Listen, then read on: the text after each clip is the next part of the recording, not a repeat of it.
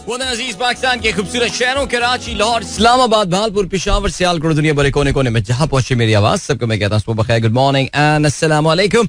आज है पीर 29 शबानुल मौसम 1445 हिजरी, मार्च के 11 तारीख सन 2024 और आपने इस खूबसूरत सी सुबह का आगाज किया मेरे साथ। नाम है मेरा आदिल। सनराइज शो में मेरा और आपका साथ हमेशा की तरह सुबह के 9 बजे तक बहुत सारी इन्फॉर्मेशन, बहुत सारी बातें आपकी पसंद का म्यूजिक, आप लोग मैसेजेस लेकर आदिल एक बार फिर से आपकी खिदमत में हाजिर है। उम्मीद करता हूँ सब खैरियत से होंगे, सुबह का आगाज अच्छा हुआ होगा और आप लोगों का वीकेंड भी, आई नो वीकेंड अच्छा नहीं गुजरा किसी का, लेकिन फिर भी चलें जी, I hope you will be all set for this new week and it's nice spring morning here in Karachi. वैसे कल कराची का मौसम बहुत ज्यादा खूबसूरत था, शाम के एक पहर तक काफी खूबसूरत था, लेकिन फिर उसके बाद जो है तो बहरहाल धूप निकल गई थी, लेकिन इट्स बिन ब्यूटीफुल, या वेरी नाइस। चलें जी, 7:23। अगर आप सनराइज शो में पार्टिसिपेट करना चाहते हैं तो फिर आप मुझे ट्वीट कर सकते हैं with the hashtag sunrise with Adeel and I can note that ये जो ट्विटर है आजकल ये ज्यादा टाइम खुला रहता है रादर देन बंद रहने के। सो अगर आपका ट्विटर खुला हुआ है,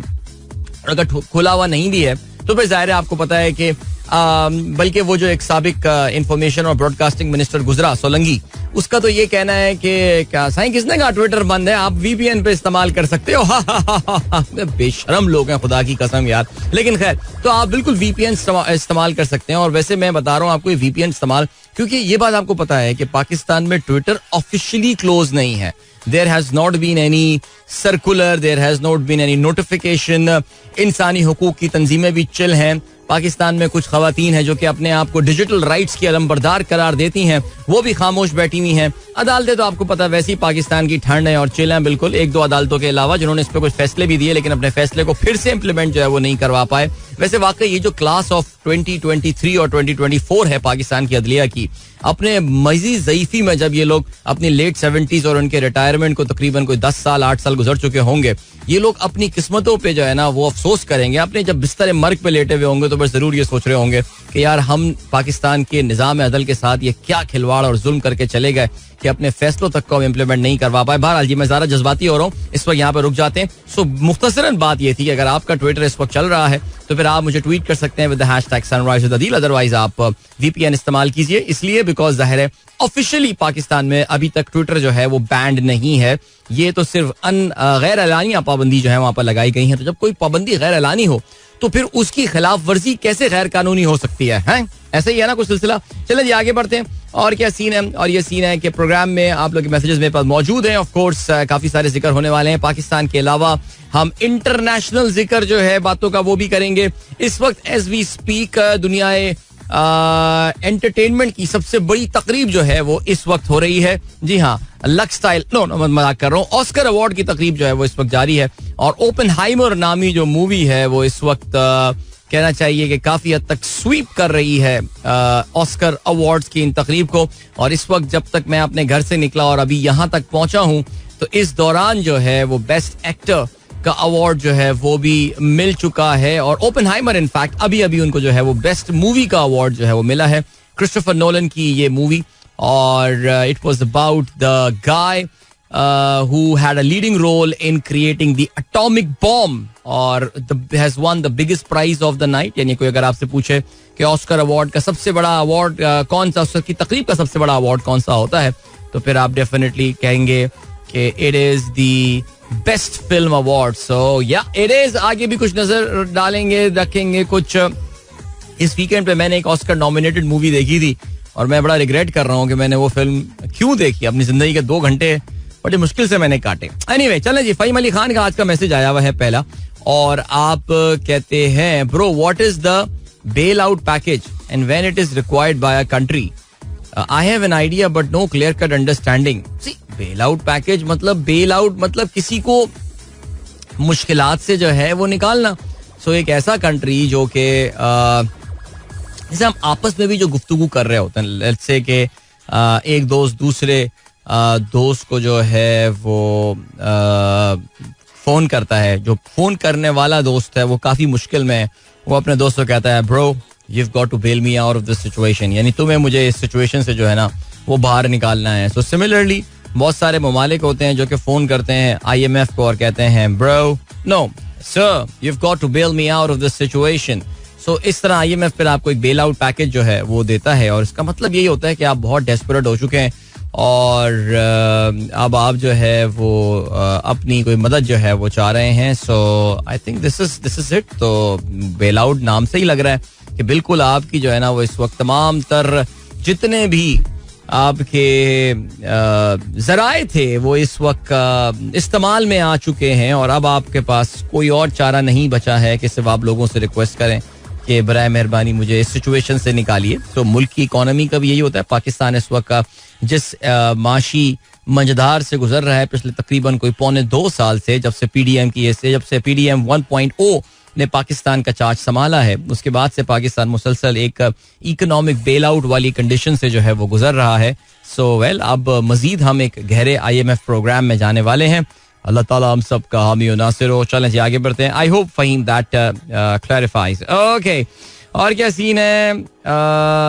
चलें जी. अदील कमर कहते हैं test cricket at its best, New Zealand versus Australia right now. Oh yes, Australia को अभी मैच जीतने के लिए 39 रन चाहिए और उनके 7 खिलाड़ी आउट हुए हैं. याद रहे जी, क्राइस्टचर्च में ये जो टेस्ट मैच हो रहा है ऑस्ट्रेलिया और न्यूजीलैंड के दरमियान, ये सीरीज का दूसरा टेस्ट मैच है. पहला मैच तो बासानी ऑस्ट्रेलिया जीत गया था, लेकिन दूसरे मैच में New Zealand has put up an amazing fight there, और ऑस्ट्रेलिया को एक बहुत बड़ा टारगेट 279 रन का टारगेट जो है वो चेस करने को दिया. ऑस्ट्रेलिया ने इस वक्त 7 विकेटों के नुकसान पर बना लिए हैं 240 रन.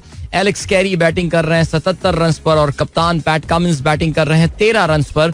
इन दोनों के चौका मार दिया, चौका. तो 35 नीडेड ओनली नाउ, और this partnership is 24 very important runs that they have scored. So yeah, looks like that Australians will be winning this one. तो चलें जी आगे बढ़ते हैं. जवेद साहब कहते हैं Irish referendum, voters reject changes to family and care definition. That's very interesting.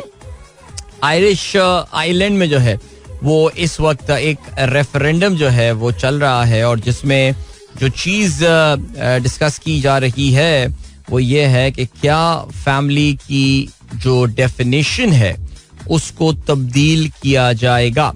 Proposal to alter wording in the constitution to include families which are not based on marriages were defeated with 67.7% voting no. So Ireland is a very it's a very conservative in the sense that it's very Roman Catholic a country. अभी भी वहाँ पे जो Catholic values हैं वो काफी ज्यादा strong हैं, और फैमिली की डेफिनेशन आपको पता है कि the entire concept of families and couples and all, ये सारी चीजें जो हैं they are going through a transformation right now, especially in the western world. और मेरा नहीं ख्याल कि यूरोप के किसी और मुल्क में, शायद कुछ सदर्न यूरोपियन कंट्रीज में जो है वो यहाँ पे इन चीज़ों को रिजेक्ट कर दिया जाए.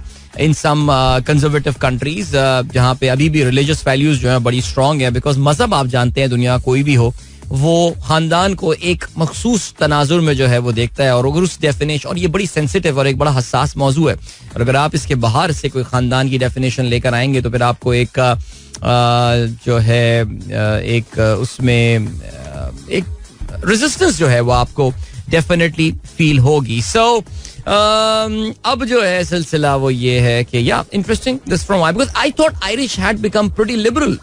उनके आपको पता है प्राइम मिनिस्टर जो गुजरे हैं, अभी भी हैं अब तो, Leo Varadkar who is back now, who is of Indian origin guy, but he is also not straight. So anyway चलें जी आगे बढ़ते हैं. और क्या सीन है? Portuguese election too close to call as far right surges. अरे यार जो भी हो, इलेक्शन होगा तो ऑनेस्ट इलेक्शन हो रहा होगा यार. अभी कभी कभार मुल्कों में मैं ऑनेस्टी के साथ इलेक्शन होता हुआ देखता हूं तो मैं बड़ा एहसास कमतरी का शिकार हो जाता हूं. यूसुफ नवाब कहते हैं कल सऊद शकील ने आखिर जावेद को बता दिया है कि छोटे छोटे हाथों से कैसे बड़े बड़े बॉलर्स को धोया जाता है.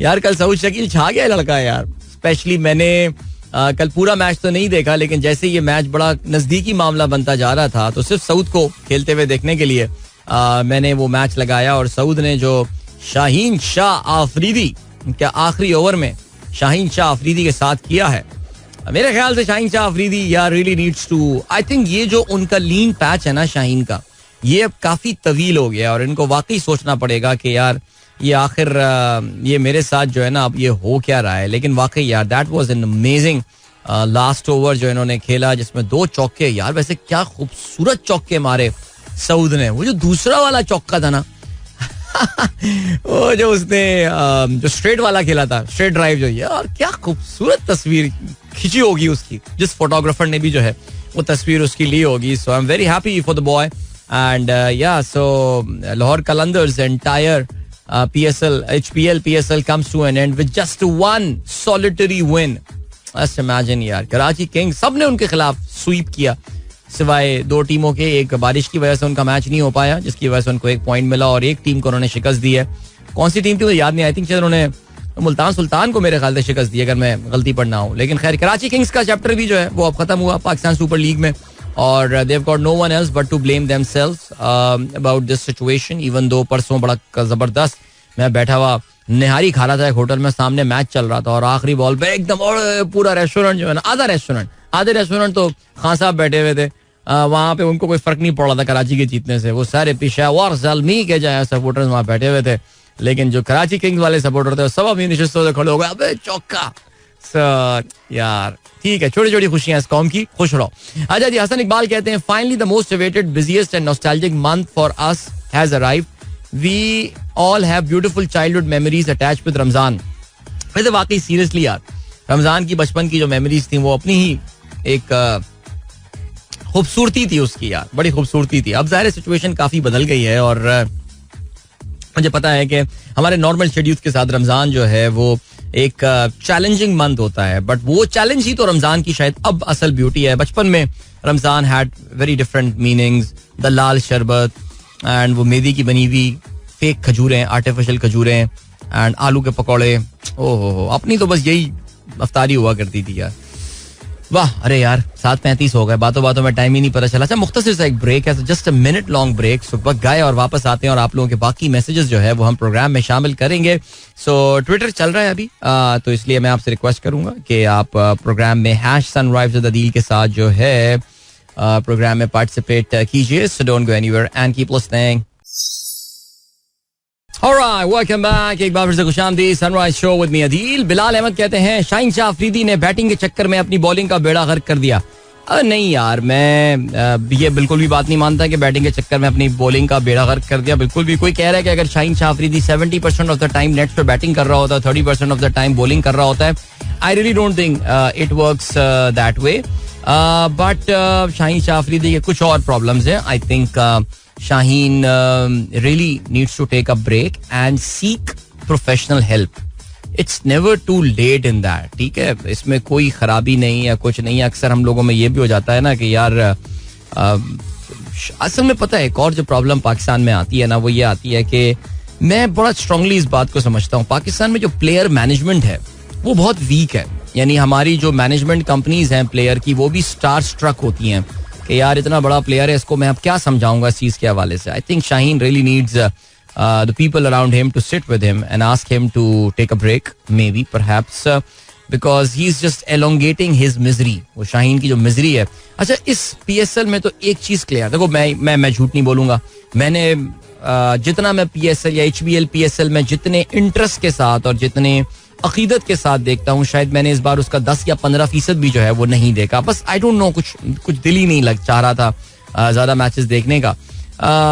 मुल्क के हालात हुए या कुछ भी हुआ, लेकिन आई थिंक जो मुझे बात समझ में आई है, और अभी परसों शायद एक मैच का मैंने एक सेगमेंट देखा था जिसमें कमेंटेटर बड़ी एक, आई थिंक इट वाज रूज और हुम आई डोंट नो, उन्होंने बड़ा एक इंपॉर्टेंट पॉइंट, और ज़ाहिर मजहर ने हो सकता है वो स्टार्ट निकाल के दिया हो इनको, कि वो जो ओवर नंबर 7 से ओवर नंबर 15, जिसको आप बड़े ही डिसाइसिव मिडल ओवर कहते हैं, ये वो टाइम है जब लाहौर कलंदर्स के लिए अफगानिस्तान के जो उनके स्पिन बॉलर हैं वो इनके लिए जो वो बॉलिंग करके जो है वो किया करते थे. सो मुझे ऐसा लगता है कि राशिद खान की जो गैर मौजूदगी है उसने इस टीम को बड़ा हर्ट किया है, और I think that actually tells you about the shallowness of this team. यानी एक बहुत बड़ा प्लेयर था जिसकी मौजूदगी इस टीम की बहुत सारी खामियों को जो है वो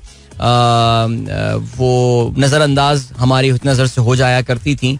the moment you took him out of this team, और आपने ये देखा कि ये टीम जो है वो स्ट्रगल कर रही थी. दूसरा जो एक और बहुत बड़ा फैक्टर ज़ाहिर आता है वो हारिस रऊफ का आता है. अच्छा, मेरा हारिस रऊफ के बारे में जो ख्याल है ना वो ये कि अगर वो इस PSL HBL PSL में खेल भी लिया होता ना उसने, वो कोई तीर नहीं मारने वाला था. हारिस रऊफ का अपना, ये जो दोनों बडीज हैं शाहीन और हारिस, जो खुद रियल लाइफ में भी बडीज हैं, इन दोनों की परफॉर्मेंस जो है ना वो इस वक्त काफ़ी ख़राब है. सो या Shaheen may be getting a lot of wickets, हो सकता है, मुझे नहीं पता कितनी कौन है who is the highest wicket taker this time, मुझे आई हैव नो आइडिया. लेकिन शाहीन शायद विकेट्स ले भी ले, but the cost at which these wickets are coming, ये टीम्स के लिए काफ़ी खतरनाक हैं. अच्छा, अब ये भी चीज़ देखने वाली है कि क्या इस HBL PSL में क्या कोई स्टैंड आउट टैलेंट हमारे सामने आया है. बदकिस्मती से एक जो उस्मान स्टैंड आउट टैलेंट हमारे सामने आया, he does not represent Pakistan cricket team. आपको ये बात भी पता होगी दैट पाकिस्तान की क्रिकेट के माहौल से और अपने मुसलसल इग्नोर होने की वजह से वो दिल बर्दाश्ता होकर जो है वो पाकिस्तान छोड़ के चले गए थे, और अब मुत्तहिदा अरब अमारात की जो है वो नुमाइंदगी कर रहे होते हैं. सो क्या हमने इस वर्ल्ड कप या इस HBL PSL में कोई ऐसा प्लेयर ढूंढा है कि जिसको इस वर्ल्ड कप के लिए फैंसी किया जा सके. See you really can not play 5 or 6 new players for the World Cup, लेकिन फिर भी कोई क्या इस तरह के प्लेयर्स निकल कर आए हैं, that remains to be seen. But बहरहाल चलें जी, सारा डिस्कशन खेलों का अभी कर लिया. जब खेलों का डिस्कशन होगा तो फिर क्या होगा मुझे नहीं पता. ऑल राइट, वानिया का मैसेज आया, how are you Adil uncle, tomorrow will be first Ramzan if moon is sighted. Yes, इंशाल्लाह. आज मरकजी मजलिस रूयत हिलाल कमेटी का जो है वो इजलास होने वाला है और आज वो चांद का मुशाहिदा करेंगे. अच्छा, कल सऊदी अरब में चांद जो है वो नजर आ गया है, और साइंटिफिकली अगर देखा जाए तो कल सऊदी अरब में चांद नजर नहीं आ सकता था.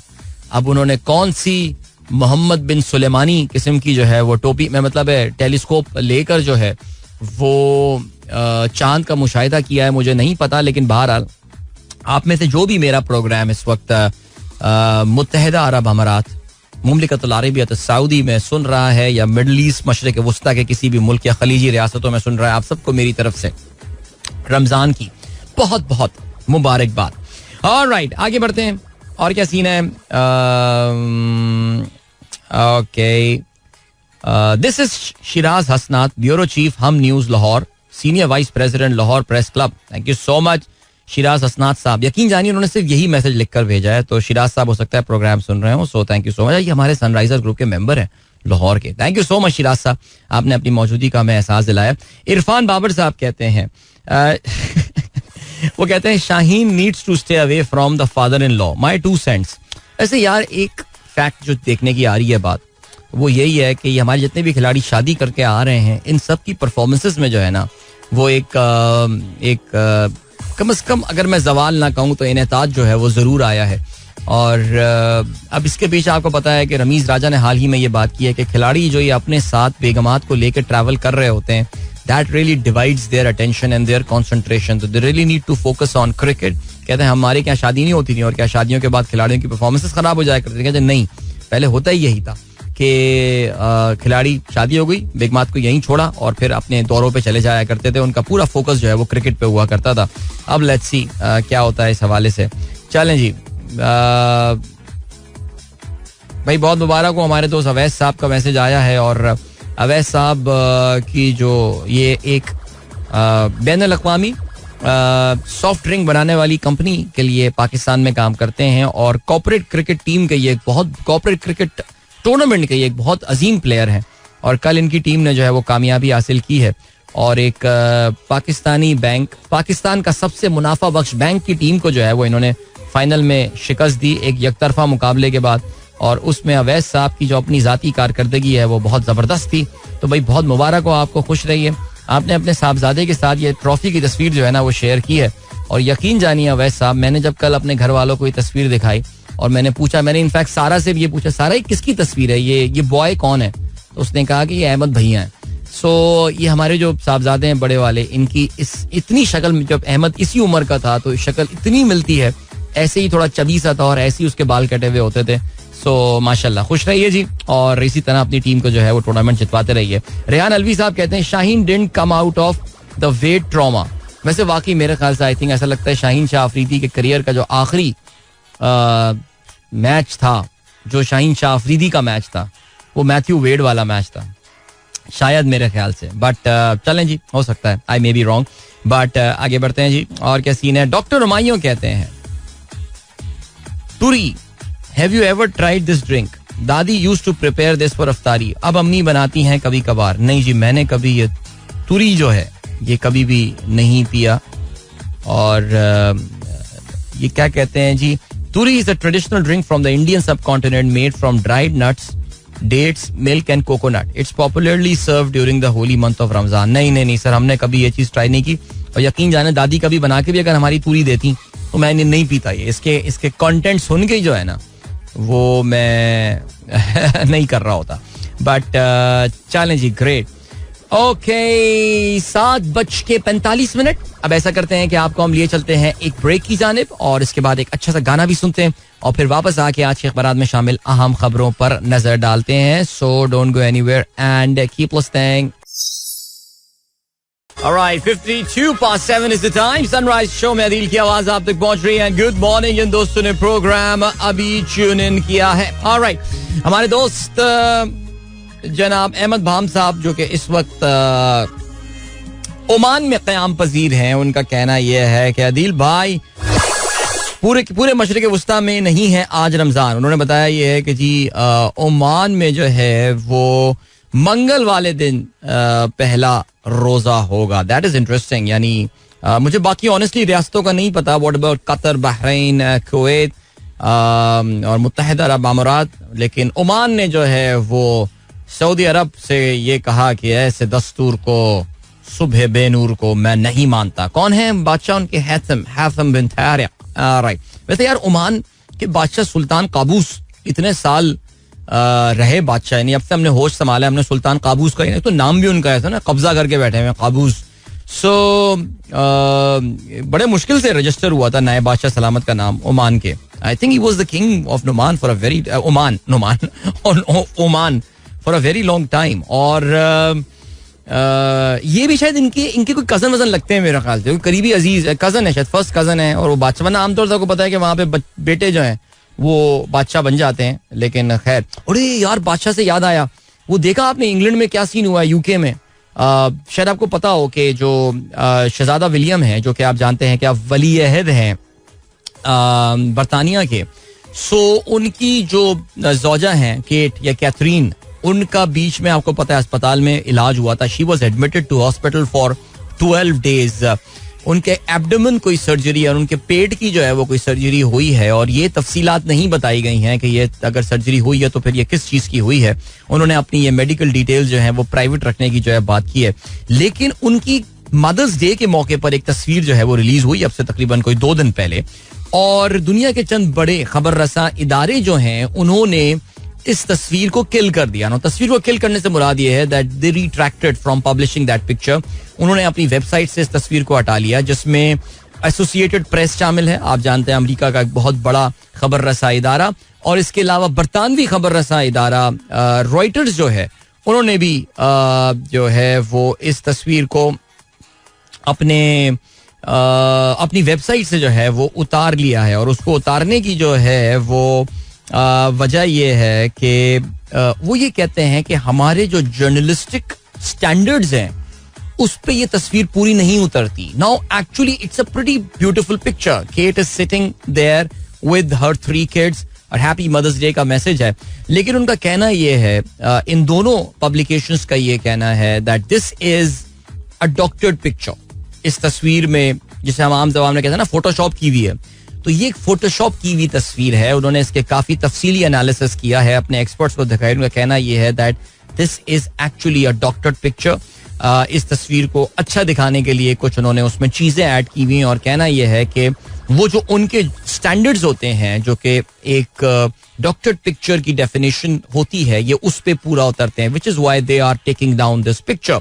बरतानिया का जो पैलेस है, केंसिंगटन पैलेस जिसको कहा जाता है, मलका बरतानिया बादशाह सलामत का, जो अब तो बादशाह सलामत का वो जो पैलेस है, उन्होंने इस पे कोई अपनी तरफ से एक्सप्लेनेशन देने से इनकार कर दिया है, या कम अज कम अभी तक ये तस्वीर आई नहीं है.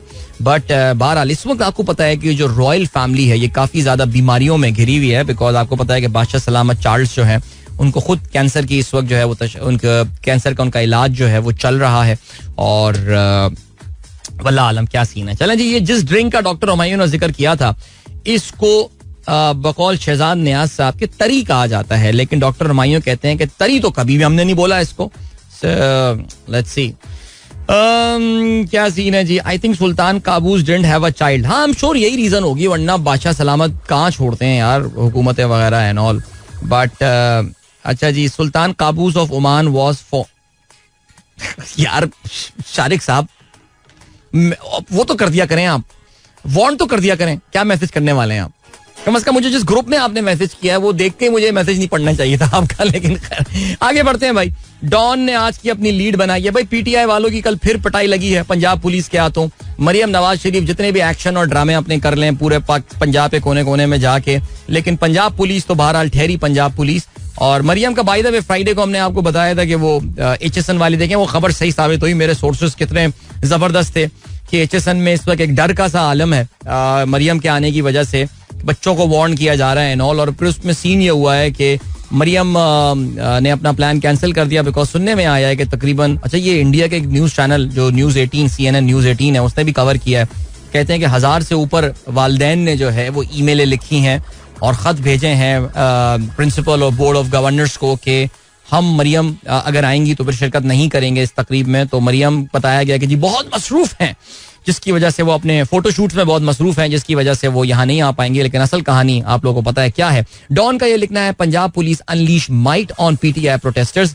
Demonstrators beaten dragged out of the car, arrested during demos against rigging of election. Raja Khosa among leaders detained in various cities as party decries action against peaceful gathering. SCBA demands release of protesters. Marwat announces another protest on the 30th. So बहरहाल जी कल हमने देखा कि एक बार फिर से पंजाब पुलिस की अपनी ब्रूटैलिटी जो है वो पीक पर थी और जिस तरह लोगों को गाड़ियों से निकाल कर, और ऐसी गाड़ियां भी कि जिसमें बच्चे बैठे हुए हों उस पर डंडे मारे गए हैं. सो हुकूमतें बदल जाएं, कुछ भी हो जाए, कहने को सो कॉल्ड डेमोक्रेसी आ जाए, लेकिन पंजाब पुलिस अपनी आदत नहीं बदलेगी. और कल हमने उसका एक बार फिर से एक बदकिस्मत मुजाहिरा देखा. एक्सप्रेस अखबार का क्या लिखना है, अवाम को बड़ा रिलीफ, वजीर आजम रमजान पैकेज में 5 अरब का इजाफा. अच्छा जी ठीक है, ये लीड एक्सप्रेस की है, जंग की लीड है, चीन जरदारी से मिलकर काम करने को तैयार. ओके, हमारा मैंडेट वापस करो. PTI के मुल्की एहतजाजी मुजाहरे, अरकान असेंबली समेत सैकड़ों अफराद गिरफ्तार हुए हैं. जस्टिस नईम अख्तर अफगान आज सुप्रीम कोर्ट के नए जज का हलफ उठाएंगे. आप जानते हैं सुप्रीम कोर्ट में काफी सारी जगह खाली हैं और बिलाखिर अगर आपको एक जमाने में याद हो तो सबसे ज्यादा शोर मचाया करते थे काजी उल कज़ा हमारे खाली सुप्रीम कोर्ट की नशिस्तों के हवाले से. और अब उनके अपने दौरे खिलाफत में जो है बड़ी तादाद में, अच्छा जान के बोल रहा हूँ ये लफ्ज़ में, अपनी बड़ी तादाद में आपको पता है कि लोग इस वक्त सीटें खाली पड़ी हुई हैं सुप्रीम कोर्ट में. एक जज फिलहाल नॉमिनेट कर दिया गया है. मेरे खिलाफ आर्टिकल 6 का मुकदमा चलाना है तो जरूर चलाएं. साबिक सदर आरिफ अलवी का ये कहना है. इमरान को रिहा होना चाहिए, कोशिश के बावजूद बानी PTI और एस्टेब्लिशमेंट में बातचीत नहीं करवा सका. जस्टिस मुनीब अख्तर की सुप्रीम कोर्ट कमेटी में शमूलियत PTI के लिए अहम, लिखना है हसनात मलिक का एक्सप्रेस की जानिब से. कहते हैं हसास मुकदमात में बेंच की तश्कील हमेशा अहम रही है.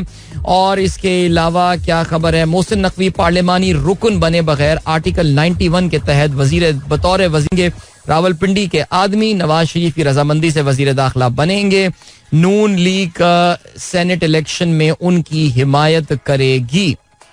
मोहसिन नकवी के वजीर दाखिला बनने से पंजाब के इंतखाबी अमल पर सवालिया निशान लग जाएगा, लीगी रहनुमा का ये कहना है.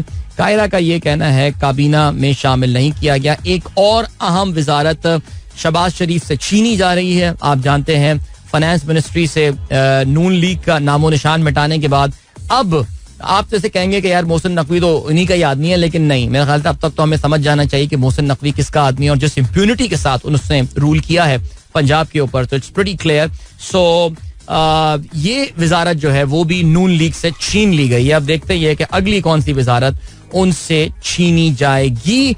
अब आपको हम लिए चलते हैं टाइम चेक और कमर्शियल ब्रेक की जाने. मिलेंगे आपसे इसके बाद. Don't go anywhere and keep listening.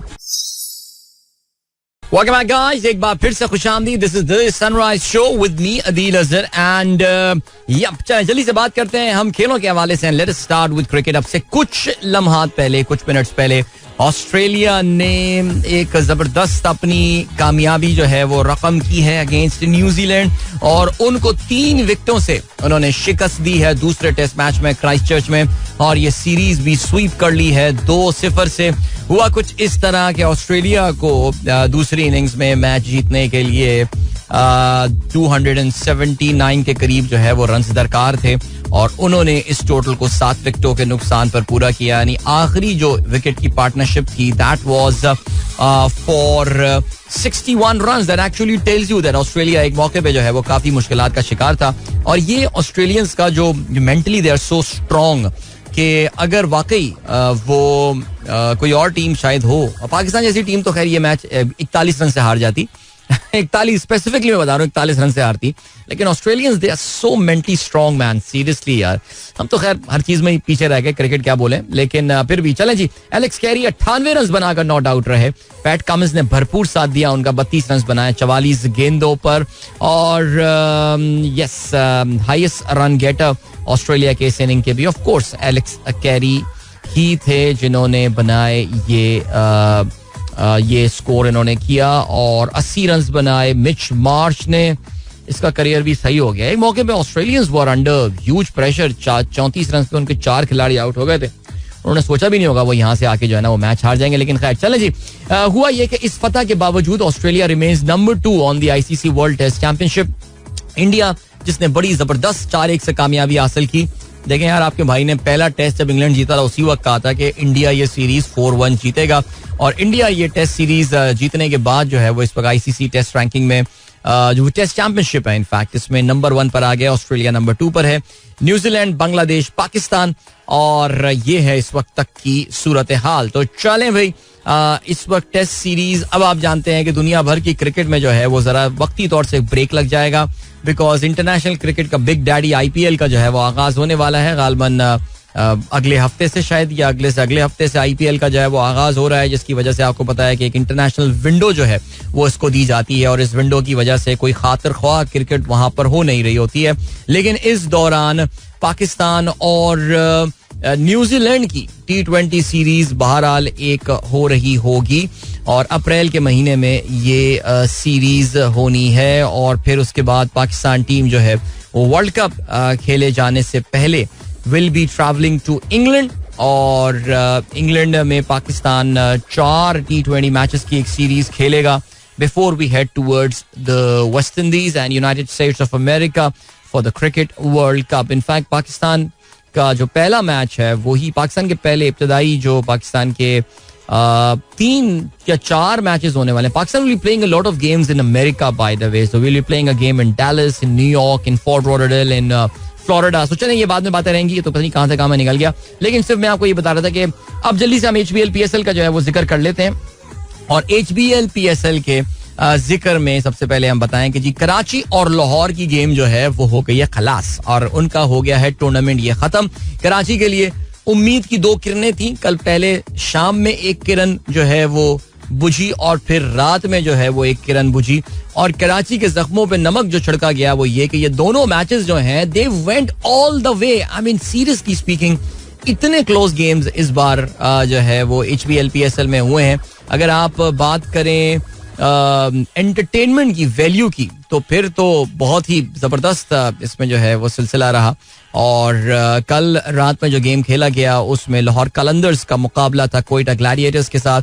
Karachi में ये मैच खेला गया, पहले बैटिंग करते हुए लाहौर कलंदर्स ने 166 रन बनाए। हाईएस्ट रन गेटर इनके अब्दुल्ला शफीक रहे जिन्होंने 39 गेंदों पे 59 रन बनाए जिसमें 3 चौके और 2 छक्के शामिल थे।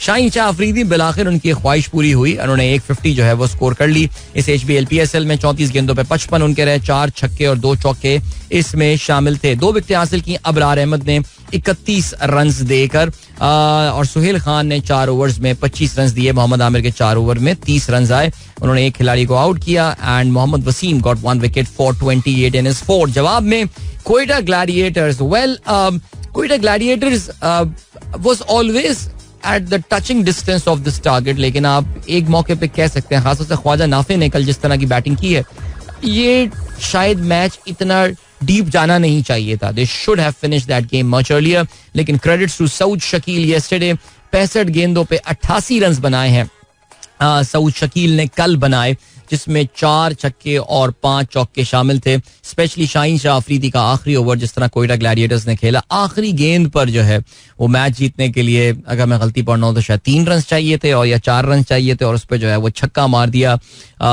यहाँ पे मोहम्मद वसीम ने. So this is pretty, I mean congratulations if you are a Quetta fan. लेकिन यार शाहीन शाह अफरीदी इतने रन्स खा रहा है आखिरी के ओवर्स में, मुझे इस बात का जो है ना जाहिर है वो अफसोस भी है. लेकिन well I am happy for Saud Shakeel.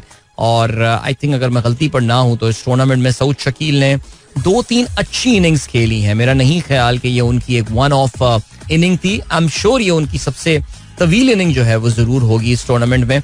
लेकिन as far as the number of runs in one inning is concern, ये इनकी जो है ये बेहतरीन इनिंग्स थी. सो अब इस रिजल्ट का जो मतलब है वो ये हुआ that Karachi Kings is officially out of it. Lahore तो खैर बहुत पहले ही इस सब, लाहौर की टीम लाहौर के लेग में ही इस टूर्नामेंट से जो है वो बाहर हो गई थी. लेकिन अगर आप कराची किंग्स की बात करें, सो शोएब मलिक ने जो आखिरी गेंद पे बाउंड्री हासिल की थी उसकी वजह से फिर भी देवर हैंगिंग बाय अ थ्रेड. लेकिन वो थ्रेड जो है वो भी कल कट गया, बिकॉज कल दोपहर में भी जो मैच हुआ था, कल डबल हेडर था ऑफ कोर्स, और दोपहर में होने वाले मैच में इस्लामाबाद यूनाइटेड ने मुल्तान सुल्तान को शिकस्त दी.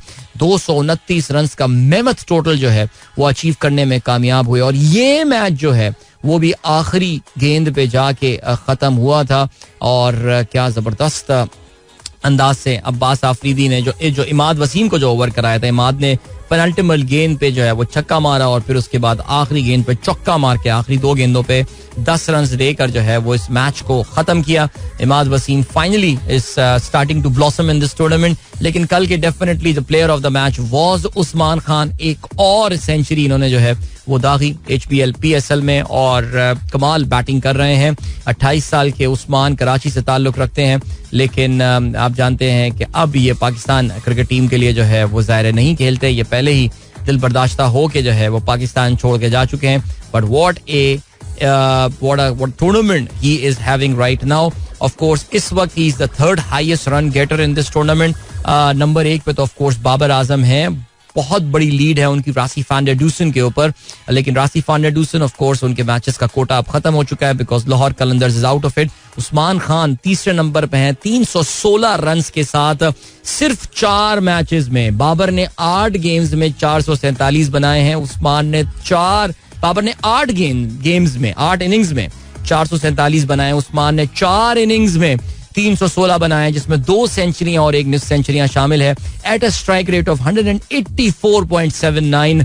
10 छक्के मारे हैं, 39 चौके मारे हैं. So you can imagine what an impact he is having. Saud Shakeel bye the वे अपनी 8 इनिंग्स के बाद इस टूर्नामेंट में 4थे नंबर पर मौजूद हैं, equal on runs with Colin Munro. लेकिन मनरो ने 1 इनिंग्स ज्यादा खेली है. चलें जी, तो ये हो गई बात. अब इस टूर्नामेंट के जितने भी मैचेस होने वाले हैं ये क्लासिफिकेशन को डिसाइड करेंगे कि कौन सी टीमें जो हैं वो टॉप 2 होंगी, कौन सी एलिमिनेटर खेलेंगी, कौन सी क्वालिफायर्स जो हैं वो खेल रही होंगी. सो आज के मैचेस के बारे में जल्दी से बात करते चलें बिफोर वी टॉक मुख्तसरन about the football scores for yesterday. तो चलें जी, आज अब इस टूर्नामेंट के जितने मैचेस होने वाले हैं ऑफ कोर्स वो नेशनल स्टेडियम कराची में होंगे. आज एक sort of dead rubber for Karachi हो रहा है. कराची किंग्स का मुकाबला पेशावर ज़ल्मी के साथ होगा. अगर कल एक भी मैच का रिजल्ट मुख्तलिफ होता तो ये आज का मैच कराची किंग्स के लिए बड़ा इंपॉर्टेंट बन जाता.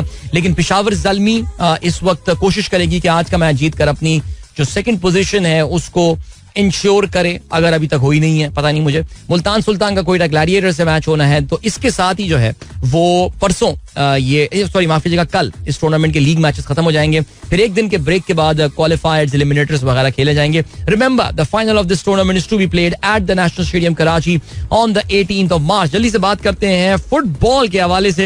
एंड इंग्लिश प्रीमियर लीग में कल एक बहुत इंपॉर्टेंट मैच खेला गया और मैच था between Liverpool and Manchester city, और ये मुकाबला 1-1 गोल से बराबर रहा. अगर आपको याद हो तो वीकेंड पे जाने से पहले हम बात कर रहे थे कि अगर ये मैच बराबर हुआ तो इसका मतलब ये हुआ, और आर्सेनल अपना मैच जीत जाता है तो इसका मतलब ये हुआ कि Arsenal will end this week at the top of the table. और हुआ कुछ ऐसे ही. आर्सेनल और लिवरपूल का ये मुकाबला 1-1 गोल से बराबर हुआ. पहले मैनचेस्टर सिटी ने जो है वो गोल स्कोर किया और फिर उसके बाद मैकएलिस्टर ने लिवरपूल के लिए पेनल्टी पे गोल स्कोर किया. Well I think there were certain moments where I would say that Liverpool were very unlucky कि जहां पे क्लियर कट एक तो रेड कार्ड था, वो जो उसने फ्लाइंग किक मारी थी यार उनके खिलाड़ी ने.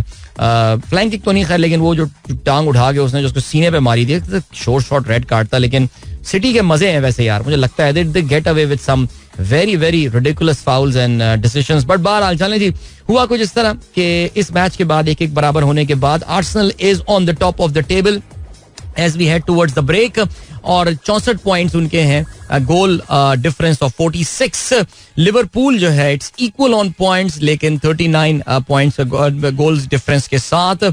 एंड मैनचेस्टर सिटी 1 पॉइंट पीछे है. So very little choose between this top 3 sides and I think this is going to, मेरा ये ख्याल है दैट तमाम तरह हंसी मजाक अपनी जगह, लेकिन आर्सेनल के 3 इंपॉर्टेंट अवे गेम्स जो है वो अभी आने वाले हैं and they would prove to be crucial for them, जिसमें उनको सिटी अवे खेलना है, टॉटनम अवे खेलना है और मैनचेस्टर यूनाइटेड जो है वो अवे खेलना है. लेकिन बहरहाल जी इस वक्त आर्सेनल का फोकस जो होगा वो एफसी पोर्टो के साथ अपना कल रात होने वाला चैंपियंस लीग का मैच का होगा, जिसमें remember they are down by 1-0 against FC Porto और their survival at the Champions League is at stake. अभी चलते हैं आपको ब्रेक की जाने, मिलते हैं इस ब्रेक के बाद. Don't go anywhere and keep listening. Welcome back guys, एक बार फिर से आपको खुशामदीद कहते हैं. This is the Sunrise Show with me Adil and good morning. दोस्तों ने प्रोग्राम अभी ट्यून इन किया है. चलें जी जल्दी से आप लोग के मैसेजेस पर एक बार फिर से नजर डालते हैं एंड #sunrise with Adil है हमारा हैशटैग और लेट मी स्क्रॉल डाउन कहाँ पे हमने इस सिलसिले को मुनक़ता किया था. Yesterday was the farewell match of Pindi. I felt proud to be a part of the great event. It was overcrowded. I got a chance to sit in Miadar enclosure 4 minutes where people were standing on the stairs. Nail-biting finish was the cherry on the top. That is very nice. अच्छा जी, इसके अलावा फ़हीम अली खान ने खबर share की है. PM pushes for handing over discos to provinces to boost efficiency. Faheem Ali Khan कहते हैं will it make any impact? यार जितना थोड़ा बहुत पाकिस्तान का एनर्जी सेक्टर मुझे समझ में आता है, I think this is a pretty ridiculous idea कि आप जो है वो you are simply passing on the buck to another government entity. I mean seriously expecting Sindh government के वो हेस्को को इम्प्रूव करेगी या मरियम नवाज के वो फेस्को को इम्प्रूव कर देंगी या मेस्को को इम्प्रूव कर देंगी, पता नहीं क्या क्या नाम है.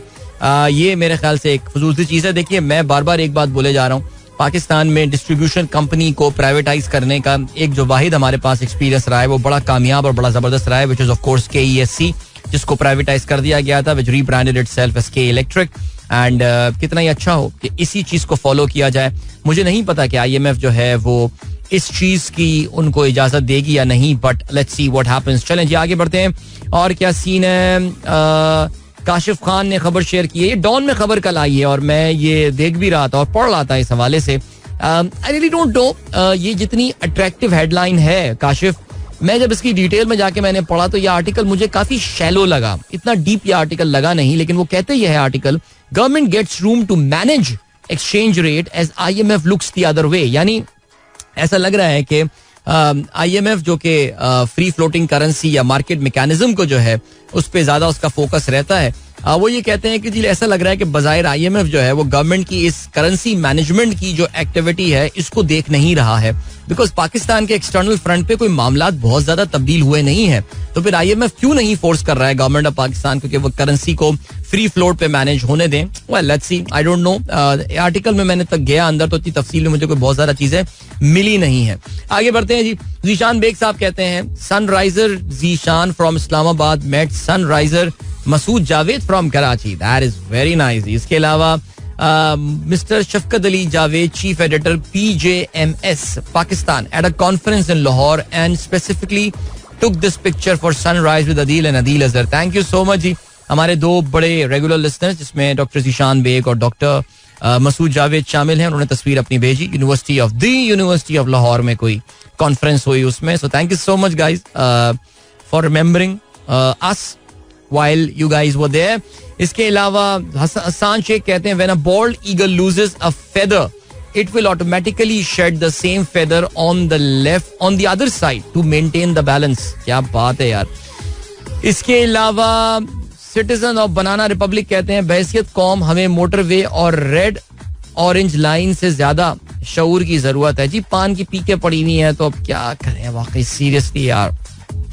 बशीर अहमद साहब ट्वीट नंबर 255.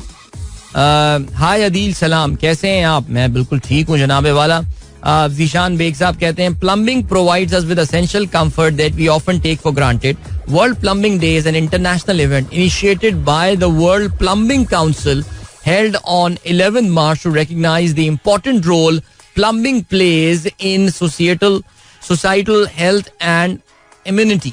क्या बात है, मुझे वाकई नहीं पता था कि there is a world plumbing day as well. वैसे वाकई सीरियसली यार प्लम्बर्स का काम कितना इंपॉर्टेंट होता है.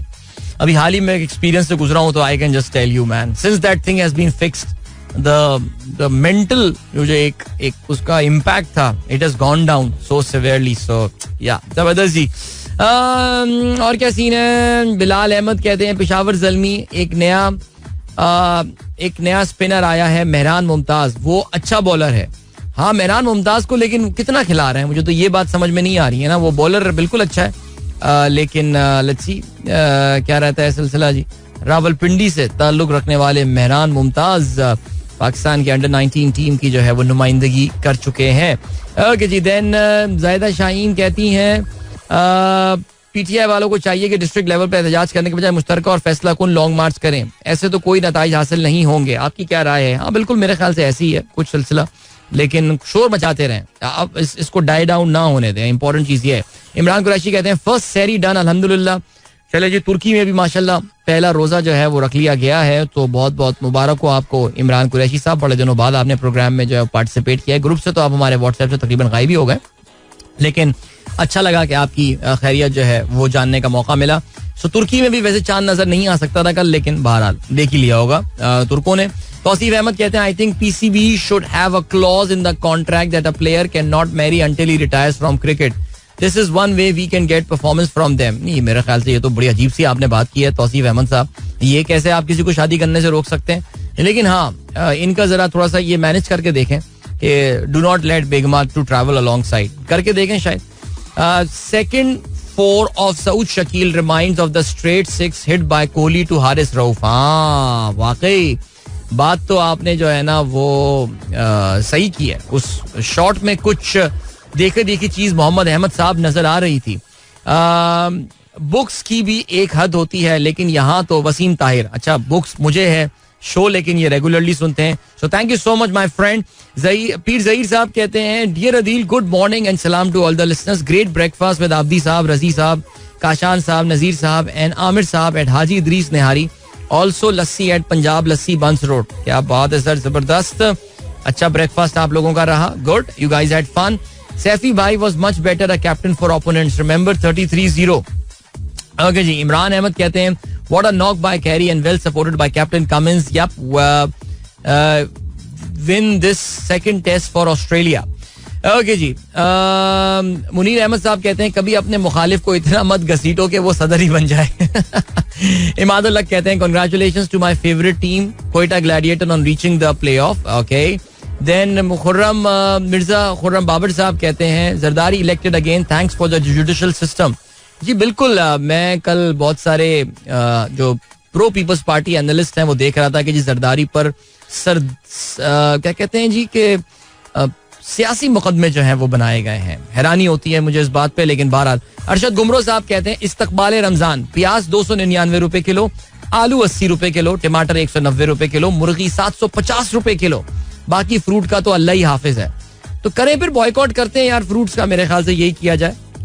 करके देखते हैं इससे कोई फर्क पड़ता है या नहीं पड़ता. मुझे याद है कि अच्छा कल मैं इत्तेफाक से अलासिफ के सामने और सोराब गोड़ की तरफ से गुजर रहा था, तो मैंने जरा रुक के मैंने कहा जरा चेक करते हैं शायद यहाँ पे फ्रूट्स की प्राइस कुछ बेहतर हो. लेकिन यकीन जाने को इतना खास डिफरेंस जो है वो था नहीं. और जो दुकानदार या ठेले वाले थे वो ज्यादा कोई बार्गेनिंग वगैरह करने के मूड में भी नहीं थे, बिकॉज उनको पता है कि आवाम तो बेवकूफ है, हम जो भी प्राइस चार्ज करेंगे लोग उस पर जो है वो चीजें खरीद ही लेंगे. लेकिन मुर्गी 750 रुपए किलो करने वालों पर लानत. मेहरमा का मैसेज आ गया है. इतना दिल खराब हो गया, हमारा मुल्क काबिज हो गया, इतनी महंगाई, इतनी मजलूमियत, पता नहीं हमारा क्या होगा भाई. अब तो कसम से जिंदगी अजीब सी लग रही है, पता नहीं क्या होना है. वाकई परेशानी तो बहुत ज्यादा है. अल्लाह ताला रहम करे, खैर करे इस मुल्क के ऊपर. And then Ukraine hits back at Pope's white flag comment. Ukraine, ये मैं पढ़ लेता हूँ, खबर मैंने पढ़ी नहीं है अभी, लेकिन मैं देख लेता हूँ. Alright, well, Fusion that was Akiyam. ये वो जमाने का गाना है जब जरा मैं म्यूजिक को ना समझने की कोशिश करता था, और जमाने में गिटार ही बजाने का बहुत शौक था. एंड आई रिमेंबर एक्चुअली कि हमारे जो गिटार के उस्ताद थे, उनको ये मखसूस गाना जो है ना वो बहुत पसंद है. ही सेड के यार अरे बेटा जिसने भी गिटार बजाया है बहुत जबरदस्त गिटार बजाया. उस्ताद नईम नाम था उनका, और वो उनको बहुत ज्यादा वो 1970s 80s के उस्ताद थे वो. लेकिन कहते थे यार ये कौन है, शालम जेवियर्स है इस बंदे का नाम. नहीं यार, इसने जो गिटार रिफ्स यूज की हैं अच्छी कॉर्ड्स, और बल्कि हमें कॉर्ड्स उन्होंने निकाल के भी दी थी हमको इस गाने की, कि ये तो तुम जरा डिस्टॉर्शन के साथ बजाओगे तो फिर तुम्हें मजा आएगा. ये तो अकूस्टिक पे नहीं प्ले होगा, लेकिन कमाल था भाई, क्या बात है, जबरदस्त. 8:41 हो चुके हैं. सनराइज शो में अदील की आवाज आप तक पहुंच रही है. अभी मैं ये देख रहा था अखबार, भाई बड़ी हैरानी की बात है, वो भी जंग अखबार. वाह, जंग अखबार ने आज जो है वो ये खबर अपने ये एक 6 कॉलमी खबर शाया की हुई है. कहते हैं जी भारत और 4 यूरोपीय ममालिक में 279 खरब रुपए के 15 साल तजारती मुआहदे पर जो है वो दस्तखत हुए हैं. बरतानिया से भी मुआहदा आखिरी मराइल में है. ओके, अच्छा ये सीन क्या है? ये सीन ये है कि ये जिन 4 ममालिक के साथ भारत ने ये अपना ट्रेड एग्रीमेंट साइन किया है, which is the $100 billion free trade deal with 4 European Nations. ये 4 ममालिक वो हैं जो कि यूरोपियन यूनियन का हिस्सा नहीं है. आप जानते हैं इंडिया इस वक्त जो है वो ट्रेड के लिहाज से, एक तो इतनी बड़ी मार्केट, दुनिया का सबसे बड़ा आबादी के लिहाज से मुल्क है, ट्रेड के लिए एक बहुत ही अट्रैक्टिव डेस्टिनेशन है. और इंडिया जनरली थोड़ा सा बदनाम है इस चीज के हवाले से कि उसने ट्रेड बैरियर्स जो है वो बहुत ज्यादा खड़े किए हुए हैं. अब यही ट्रेड बैरियर्स अगर चाइना लगाता है तो फिर इंडिया, माफ कीजिएगा अमेरिका चाइना पे पाबंदियां लगाता है, लेकिन इंडिया अगर ट्रेड बैरियर्स लगाता है तो इंडिया सॉर्ट ऑफ गेट्स, कहना चाहिए कि उनको एक फ्री हैंड मिल जाता है मगरबी मुल्कों की तरफ से. और मैं तभी हमेशा ये बात बोलता हूँ कि जो इंडिया का रिसर्जेंस अब, या इंडिया की जो एक ग्रोथ स्टोरी हम देख रहे हैं, इसमें बहुत बड़ी कहानी जो है या उसके पीछे बहुत बड़ी स्टोरी जो है वो ये है कि इन यूरोपियन या वेस्टर्न कंट्रीज या अमेरिकन कंट्रीज वगैरह ने जो है, इन लोगों ने ये एक प्रोजेक्ट के तौर से इसको जो है वो लेकर चले हैं कि वाकई वो चाइना के खिलाफ एक पिवट क्रिएट करना है. और ये सारी बातें ये सही है यार, ये चले एनीवे. सो ये 4 ममालिक जिनके साथ इन्होंने ये मुआहदा किया है, उसमें नॉर्वे, स्विट्जरलैंड, आइसलैंड और लिechtenstein शामिल हैं. और ये अगर आपको अंदाजा हो तो ये नॉन यूरोपियन यूनियन ममालिक हैं, यानी ये ममालिक यूरोपियन यूनियन का हिस्सा नहीं है. इसके अलावा आप ये भी जानते हैं कि बरतानिया यूरोपियन यूनियन छोड़ चुका था ब्रेक्सिट के बाद, तो उनका भी इंडिया के साथ जो है वो एक ट्रेड एग्रीमेंट साइन होने वाला है, जिसके मुताबिक इंडिया इन तमाम ममालिक की एक्सपोर्ट्स को जो है उन पे अपनी जो टैरिफ्स हैं उसको कम करेगा. जो इम्पोर्ट टैरिफ्स इंडिया लगाता है उसको कम करेगा, और ये ममालिक जो है वो इंडिया के साथ खुल के जरा कुछ ट्रेड वगैरह जो है वो कर सकेंगे. सो उनको एक बड़ी मार्केट जो है वो मैसर आ जाएगी.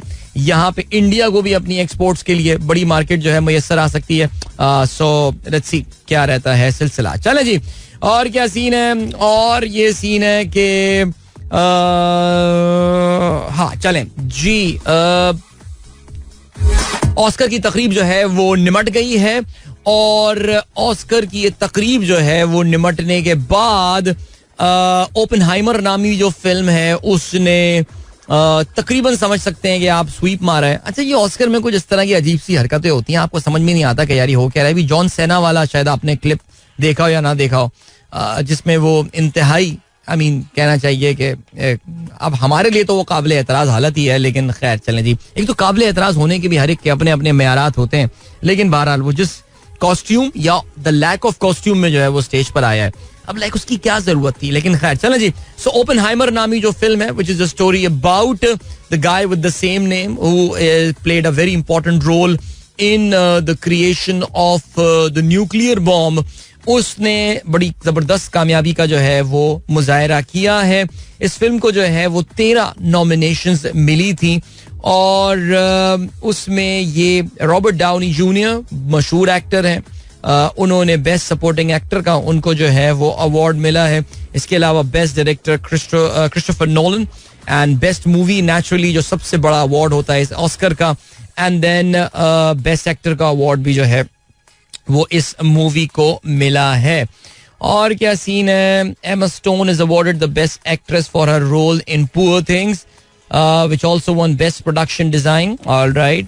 बारबी पिछले साल की सबसे ज्यादा जो कामयाब फिल्म थी, उसको सिर्फ एक अवार्ड मिला है, which is the Best Original Song written by Billie Eilish and her brother Phineas. All right, I'm sorry, I never heard about them. I mean, of course, I know about Billie Eilish, लेकिन उसके भाई का मुझे नहीं पता था. और इसके अलावा कोई और फिल्म जिसको कोई अवार्ड मिला हो, बट ठीक है, खास काफी है यार. डन. चलो जी, ग्रेट. अभी वापस आते हैं और वापस आके मजीद कुछ डिस्कशन करेंगे. इंटरनेशनल मौजूआत पे ही रहते हैं, बिकॉज पाकिस्तान के मौजूआत में लेकर आता हूँ तो मुझे डिप्रेशन ही होता है. सो या छोटा ब्रेक है, थोड़ी देर में वापस आते हैं. Will continue our discussion. Don't go anywhere and keep listening. Okay, my guys, एक बार फिर से आपको खुशामदीद कहते हैं. This is Sunrise Show with me, Adil, and this of course is the last link of the show today. And most probably कल जब हम शो का आगाज करेंगे, so there is every probability that एक रूहानी माहौल हो चुका होगा. I mean, of course, Ramzan का एक साइकोलॉजिकल इम्पैक्ट तो होता ही होता है, जाहिर है.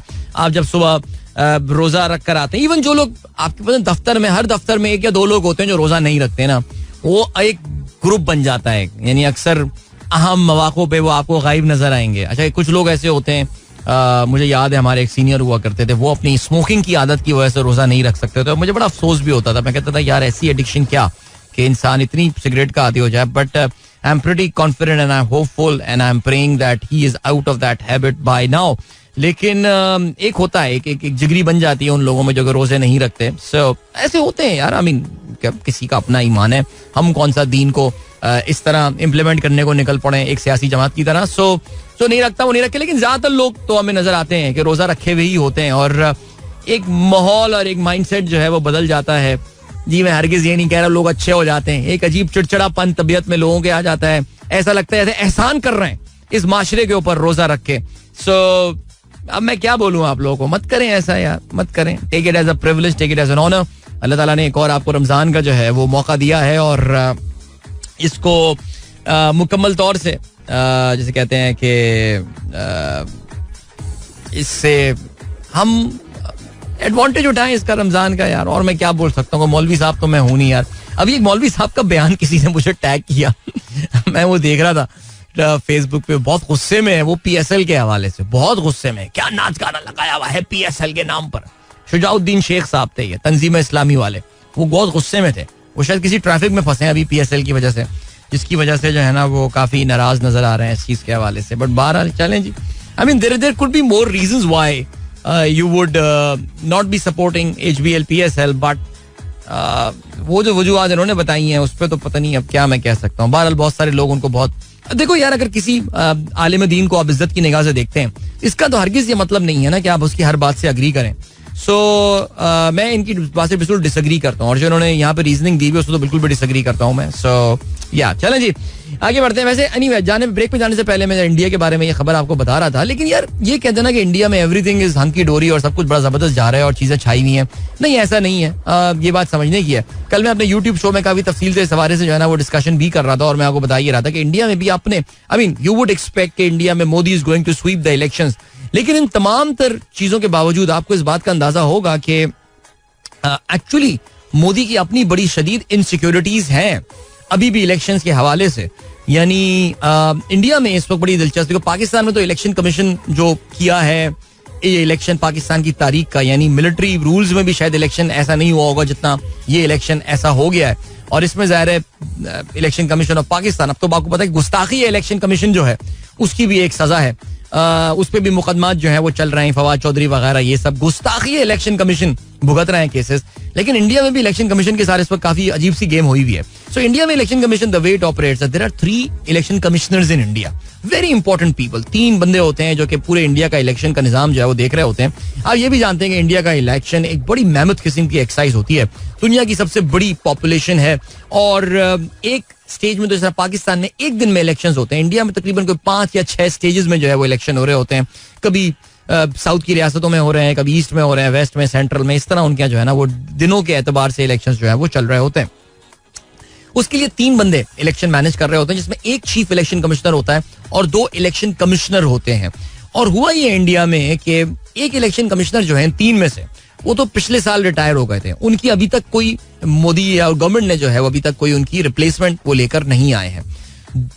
दूसरे जो चीफ इलेक्शन कमिश्नर के बाद जो एक और साहब बचे थे, उन्होंने परसों अपने ओहदे से इस्तीफा दे दिया. इनका नाम मिस्टर अरुण गोयल है और उनका इस्तीफा देने के बाद अब इंडियन इलेक्शन कमीशन में सिर्फ एक बंदा बचा है, जो इनकी मिस्टर राजीव कुमार या राजीव सिंह करके कुछ नाम है इनका, who is the chief election commissioner and he is the last man standing right now. कहते ये हैं कि जी ये दोनों अफराद जो थे इलेक्शन कमीशन के जो मेंबरान हैं, ये लोग वेस्ट बंगाल गए थे और वेस्ट बंगाल में there was a disagreement between the two gentleman. West Bengal India की बड़ी रियासत है. In fact number of Lok Sabha seats के मुताबिक उत्तर प्रदेश और महाराष्ट्र के बाद सबसे ज्यादा सीटें जो इंडिया में किसी स्टेट को एलोकेट की गई हैं वो वेस्ट बंगाल ही है. और वहां पे जाकर इन्होंने जो कुछ डिसएग्रीमेंट उनको हुआ और वो ये पोजीशन उन्होंने आके रिजाइन कर दिया. इस पे कहा यह गया जी उनकी सेहत के मसाइल हैं, लेकिन जब उनसे राब्ता किया गया तो उनके जराए ये कहते हैं जी मेरी सेहत बिल्कुल ठीक है, but he just doesn't want to be there. तो वो क्या चीज उन्होंने देखी, वो क्या ऑब्जर्व किया, वो क्या देख कर आए कि जिसके बाद उन्होंने जो है वो चीफ इलेक्शन कमीशन से जो है वो इस्तीफा दे दिया, which mind you is a very powerful position in India. और इंडिया में वो जो डेमोक्रेसी की जड़ें बहुत ज्यादा मजबूत हैं, उसकी बहुत बड़ी वजह जो है वो ये है कि उनका जो इलेक्शन कमीशन है वो हिस्टोरिकली बड़ा स्ट्रांग रहा है. मैं अक्सर शायद ये जिक्र करता हूँ, लेकिन आई रिमेंबर कि जब 1990s में पहली बार जी टीवी आना शुरू हुआ और उसमें जी न्यूज आनी शुरू हुई 90s की 96-97 में जो इलेक्शन हुआ था उसमें, so I heard about this guy name the chief election commissioner of India, his name was T N. Seshan. और उस बंदे की कोई दहशत थी, यानी बड़ी बड़ी सियासी जमातें जो हैं वो उस बंदे के नाम से कापा करती थी, because he was such a righteous man. वो इतना ईमानदार आदमी और इतना सख्त आदमी था. तो बहरहाल जी हमें उन चीजों की कदर शायद उस वक्त तो नहीं थी. अब हमें जाके अंदाजा ये हुआ कि आपका चीफ इलेक्शन कमिश्नर जो है वो कितनी स्ट्रांग पोजीशन में और कितनी पावरफुल पोजीशन में होता है और वो क्या से क्या कर सकता है, और उसकी एक गाड़ी की राइड जो है बगैर प्रोटोकॉल के वो किस तरह इलेक्शन के नतीजे को जो है वो पूरा बदल सकती है. सो बिकॉज आपको पता है ना कि जो इलेक्शन के नतीजे थे रात 11 बजे से पहले कुछ और थे और फिर वो बगैर प्रोटोकॉल के कहीं जाते हैं और फिर जब वापस आते हैं 3 घंटे बाद तो फिर नतीजे जो है बदल चुके होते हैं. सो यार सीरियसली दोबारा जी इंडिया में भी जो उनके अपने मसाइल हैं, और आप वाकई हैरान, देखो यार इसके पीछे ये महज इत्तेफाक नहीं है कि ऐसा हो गया. इंडिया में एक चीज जो हुई है वो ये हुई गुज़िश्ता चंद सालों में उनके यहाँ जो अहम इदारे हैं, जो रियासत के अहम तरीन इदारे हैं, उसमें मोदी का जो इन्फ्लुएंस है वो काफी ज्यादा बड़ा है. और उसकी वजह से ये शक का इजहार भी किया जाता है कि यार ये रियासती इदारे जो हैं क्या वो आने वाली कई जनरेशंस के लिए अपना रूप जो है वो बदलने वाले हैं. लेकिन खैर चलें जी, आई जस्ट थॉट ये भी एक न्यूज थी.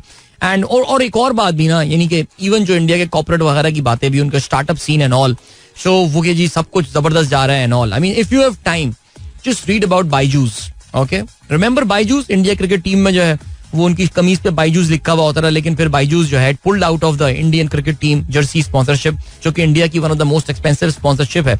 और उसकी वजह जो है वो क्या है? उसकी वजह ये नहीं कि उनका बीसीसीआई से जो है वो कोई झगड़ा हो गया है, नहीं, बल्कि एक जमाने में बायजूस जो कि इंडिया का टॉप स्टार्टअप माना जाता था, $22 बिलियन जो है वो इसकी वैल्यूएशन मानी जाती थी. Now I don't know whether you guys know और नॉट, लेकिन उनकी valuation is just 1% of what is used to be a couple of years back. और ये कंपनी जो है जिसके फाउंडर, इस बाइजू का नाम इसलिए बिकॉज के फाउंडर का नाम जो है वो बाइजू रविंद्रन है, who is from the state of Kerala.